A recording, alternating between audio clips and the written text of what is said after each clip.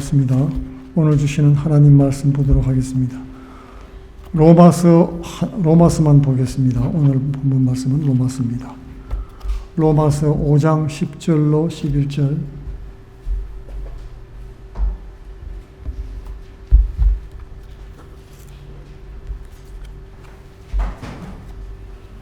로마서 5장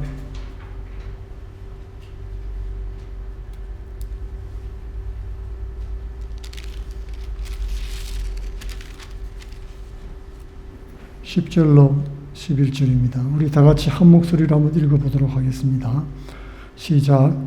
곧 우리가 원수 되었을 때 그 아들의 죽으심으로 말미암아 하나님으로 더불어 화목되었은즉 화목된 자로서는 더욱 그의 살으심을 인하여 구원을 얻을 것이니라.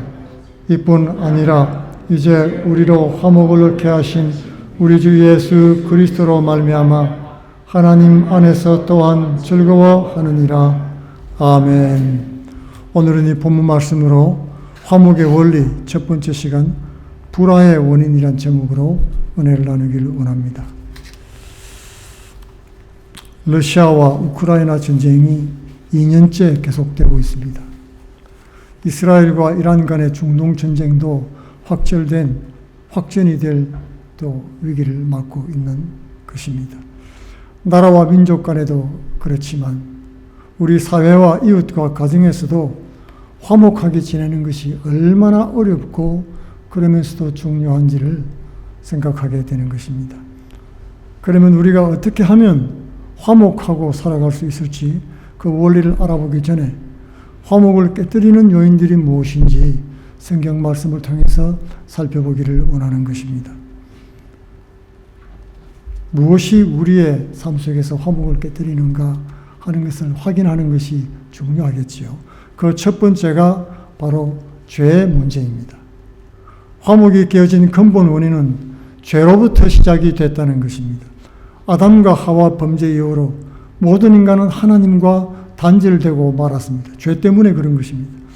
이웃과도 화평을 잃어버렸죠. 이 죄 때문에 우리는 하나님과 원수가 되고 로마서 3장 23절에 모든 사람이 죄를 범하였음에 하나님의 영광에 이르지 못하였다고 하는 게 말씀하고 있는 것입니다. 죄 때문에 우리는 영원한 지옥 형벌을 면할 수 없게 됐습니다. 이 죄 문제를 해결하지 않고는 하나님과의 화목은 영원한 것입니다.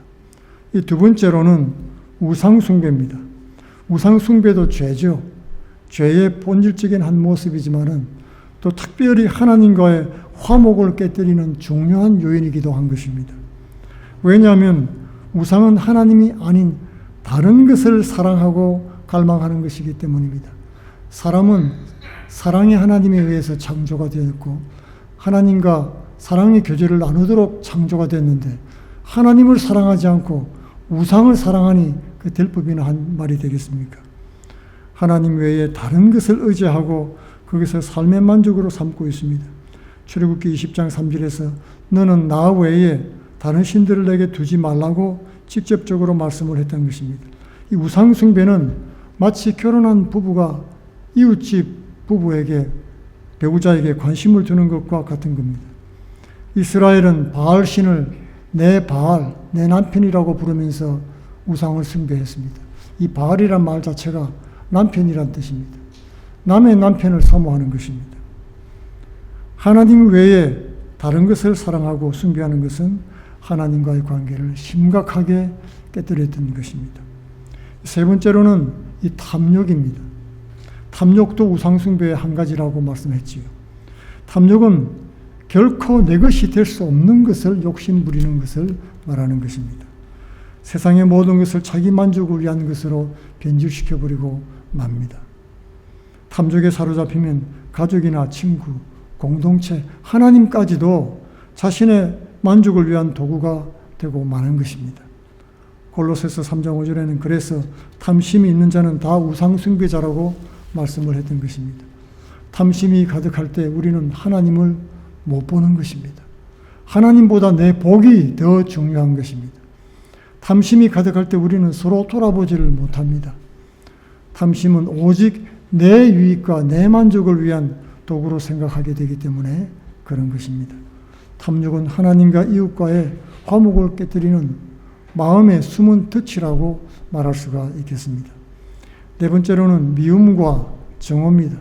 형제를 미워하는 것은 하나님뿐만 아니라 이웃과의 화목도 깨뜨리게 되는 것입니다.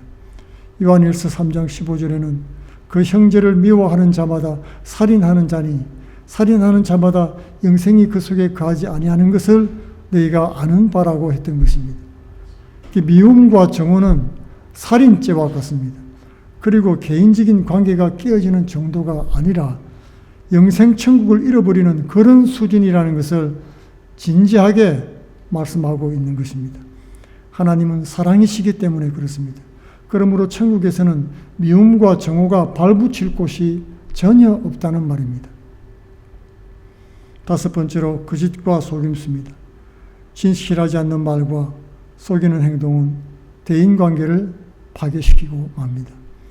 요한복음 8장 44절에 자신을 위한 거짓말이나 자신의 죄나 수치를 숨기는 속임수는 다 근원이 마귀적이라고 말하는 것입니다. 서로 주고받는 대화가 나중에 알고 보니까 사실이 아니었다면 얼마나 실망하겠습니까? 그것은 우리의 관계의 근본을 깨뜨리고 만다고 하는 것입니다. 하나님을 대하는 것도 마찬가지입니다. 거짓은 그 속에 진리가 없기 때문에 하나님이 기뻐하지 않으십니다. 잠언서 12장 22절에 거짓 입술은 여호와께 미움을 받아도 진실하게 행하는 자는 그의 기뻐하심을 받느니라 그랬습니다. 이 세상은 거짓투성입니다. 하나님은 진리의 영이기 때문에 거짓과 함께 살아가실 수가 없습니다. 거짓과 속임수는 이웃뿐 아니라 하나님과의 화목도 심각하게 훼손하고 마는 것입니다. 여섯 번째로 자기 의가 있습니다. 자신의 의로움을 내세우는 것도 하나님과의 관계를 멀어지게 하는 것입니다. 바리새인의 태도가 그 대표가 되겠습니다. 누가복음 18장에 나오는 바리새인과 세리의 기도 비유가 있습니다. 이 세리는 기도할 때, 바리새인은 기도할 때 자신을 다른 사람과 비교했습니다. 그리고 자신의 의로움을 자랑했던 것입니다. 나는 다른 사람들, 그 토색, 불의, 간음하는 자들과 같지 아니하고 이 세리와도 같지 아니함을 감사하다고 했던 것입니다. 그 자신이 금식하고 11조 드리는 것을 하나님 앞에 자랑하며 기도했습니다. 그러나 세리는 멀리 서서 감히 하늘을 바라보지도 못하고 다만 가슴을 치면서 하나님이여 불쌍히 여겨 주옵소서 나는 죄인으로소이다 그렇게 간구했던 것입니다. 두 사람의 기도에 대해서 예수님은 하나님께서 세리의 기도를 들으셨고 그를 의롭게 여기셨다고 말씀했던 것입니다.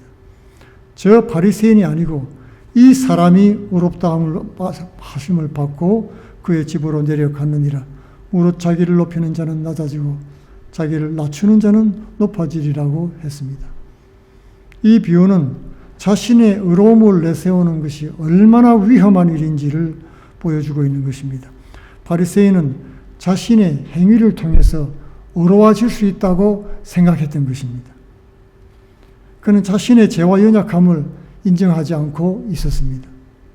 우리는 기도할 때 이 부분이 굉장히 중요한 것입니다.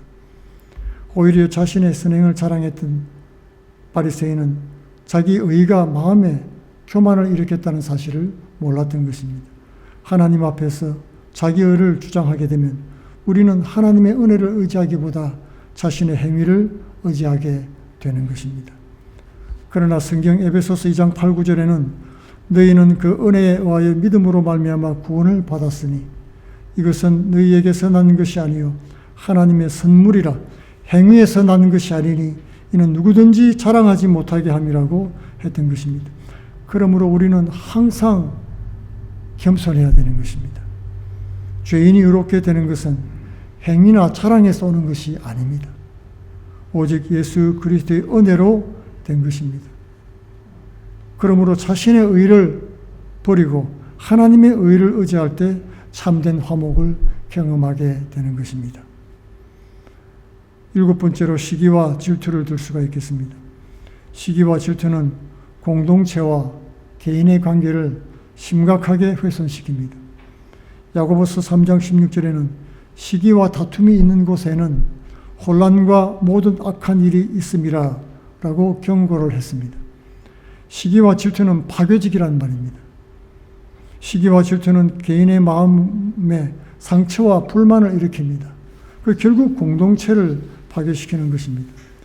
예를 들면은 시기의 마음이 일어나고 불만의 마음이 일어나면 다른 사람의 성공이나 행복을 보고 기뻐하고 축하해 주는 것이 아니라 불안과 불만과 원망이 마음속에 깃드는 것을 말하는 것입니다. 이런 악감정은 마음속에 뿌리를 내리고 그 사람과 관계를 해치고 맙니다. 그리고 공동체가 서로 협동하고 일치되는 것을 방해하는 것입니다. 잠언서 14장 30절은 평온한 마음은 육신의 생명이나 시기는 뼈를 썩게 한다고 했던 것입니다. 시기심은 개인의 건강과 행복도 파괴한다고 경고하고 있습니다. 가인은 재물 때문에 아벨을 시기해서 죽였습니다. 예배의 일로 그렇게 했다는 것은 놀라운 일이지 않습니까? 요셉의 형제들은 요셉을 시기해서 그를 노예로 팔았습니다. 가족의 일원을 죽이려고 하고 종으로 팔아버렸다는 것입니다. 시기와 질투 때문에 화목하지 못한 것입니다. 8번째로 분열과 다툼입니다. 분열과 다툼은 공동체의 화목을 심하게 깨뜨립니다. 분열의 요인은 참으로 많습니다. 신앙적인 차이도 들 수가 있지요. 개인적인 생각이나 의견이 다름으로 인해서 갈등을 일으킬 수도 있습니다. 분열은 교회의 사명을 방해합니다. 그리고 복음을 전가하지 못하게 하는 것입니다. 발목을 잡고 마는 것입니다. 그리스도의 몸이 제대로 기능할 수도 없게 되고 영적인 성숙과 성장을 막아버리고 지체들을 고통스럽게 합니다. 고린도전서 3장 3절에서 교회 내에서 분열과 다툼을 가리켜서 육신에 속한 것이라고 언급을 했던 것입니다. 이것은 분열과 다툼으로 깨진 관계와 공동체에는 하나님의 영광이 드러날 수가 없기 때문에 그렇습니다. 마지막으로 용서하지 않는 것입니다. 용서하지 못하는 마음은 성도들의 영적 삶에 큰 걸림돌이 되고 맙니다. 하나님과의 관계도 멀어지게 하는 것입니다. 용서하지 못하면 마음속에 쓴뿌리가 자라납니다. 결국 그것이 나 자신을 괴롭히고 또 이웃과의 관계도 해치게 된다는 말입니다. 성경 히브리서 12장 15절에는 너희는 하나님의 은혜에 이르지 못하는 자가 없도록 하고 또 쓴뿌리가 나서 괴롭게 하여 많은 사람이 이로 말미암아 더럽게 되지 않게 하라고 경계하고 있습니다. 용서하지 못하는 마음은 숨겨진 쓴뿌리입니다. 그래서 우리 영혼을 결국 썩게 하고 공동체의 불화와 분열을 일으키게 되는 것입니다. 또 용서하지 못하면 개인적인 기도 생활에도 영향을 미칩니다. 마가복음 11장 25절에서 예수님은 서서 기도할 때 아무에게나 힘이가 있거든 용서하라. 그리하여야 하늘에 계신 너희 아버지께서도 너희 허물을 사하여 주시라고 말씀했던 것입니다. 우리가 다른 사람을 용서할 때 하나님이 우리 기도를 들어주신다는 약속입니다. 나는 왜 기도를 해도 들어주지 않나? 하나님이 살아계시지 않나? 용서하시기 바랍니다. 용서하지 않는 마음은 하나님과의 친밀한 교제를 막고 우리 영적인 성장도 장애가 되고 또 공동체도 화목하지 못하게 되는 것입니다. 그러므로 예수님 말씀을 따라서 우리가 용서받은 것처럼 서로 용서하시기 바랍니다. 그럴 때 하나님과의 깊은 교제를 경험하게 되고 진정한 화목을 이루게 되는 것입니다. 용서할 때 우리는 우리 영혼이 참 자유를 누리게 됩니다. 그리고 우리 안에 하나님 나라의 평화가 깃들게 되고 화목한 삶을 살게 되는 것입니다. 우리 뼈와 골수가 윤택하게 되는 것을 경험하게 됩니다. 우리의 삶의 화목이 사라진 이유는 이렇게 여러 가지가 있을 수 있습니다. 나 자신이 스스로 속일 수도 있습니다. 나 자신을 용서 못하고 용납 못하는 사람도 있어요. 그런 경우도 있지요. 또 이웃과의 불편한 마음을 계속 가지고 있는 분도 계십니다. 가족 간의 오해가 쌓이고 또 묵은 앙금을 풀지 못해서 그런 경우도 있습니다. 아직 해결하지 못한 문제가 쓴뿌리가 되어서 우리를 계속 어렵게 할 수도 있습니다. 성경은 우리가 화목하지 못하도록 막는 여러 가지 다양한 이유들을 제시하고 있습니다.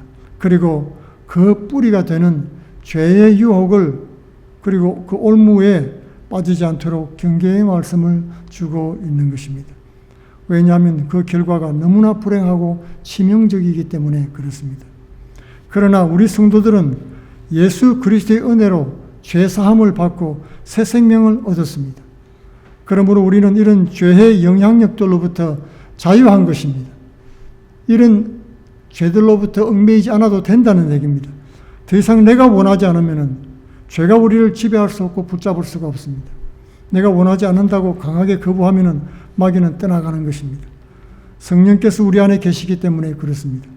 내 힘으로 살아가는 것이 아니라 우리가 기도하고 성령께 부탁드릴 때 성령의 능력과 권능이 우리를 사로잡아 주신다는 것입니다. 우리는 예수 안에서 새로운 피조물입니다. 옛 사람은 죽고 보라 새 사람이 되었습니다.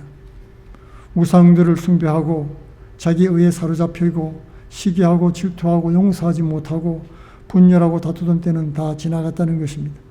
마음의 탐욕과 정오와 거짓과 속임수는 더 이상 우리를 올라가 매지 못하는 것입니다. 그리스도 안에 있는 우리에게 더 이상 마귀의 정죄는 효력이 없습니다. 그러므로 옛 사람의 옷을 담대히 벗어버리고 날마다 새 사람을 입으시기 바랍니다. 그리스도의 의와 진리로 덧입으시기 바랍니다. 거룩하고 성결한 주의 백성으로 거듭나고 천국 영생을 상속받는 화목한 성도들 다 되시기를 예수님 이름으로 축원드리겠습니다. 기도하겠습니다.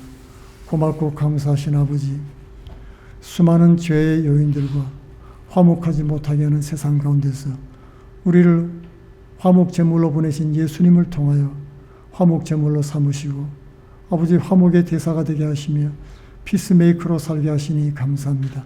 아직도 여전히 부족하고 어려운 문제들이 많이 있지만은 모든 것을 주께 맡기고 의탁할 때마다 성령의 능력과 권능이 우리와 함께하사 하나님 앞에 영광을 돌리는 복된 삶이 되도록 축복하옵소서. 예수님 이름으로 기도하옵나이다. 아멘.